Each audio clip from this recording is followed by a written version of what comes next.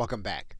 Now that we know how to use opening and closing tags, what we can do is we can find text and we can manipulate that text between the tags. So for example, if we were to place our cursor in this set of text, you'll notice that once we tag the WYSIWYG editor, the actual code appears here at the bottom.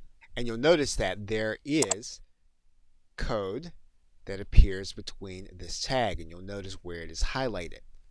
Now, one of the things that we can do between tags is to create other tags, and we can do that in order to manipulate the nature of the text. So for example, we can use the command for italics. We can place the I with the brackets, then we can go right here to the end, and then we can create an I with a backslash and the brackets.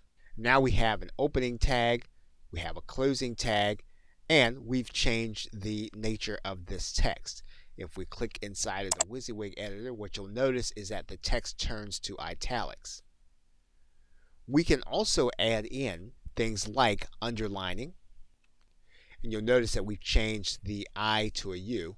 If we click inside of here, you'll notice now that the text has gone back to normal, but then it is now underlined. If we change the tag to S, where we have the S and the brackets, and then the S and then the backslash and brackets, you'll notice then that the text now has a strike-through feature.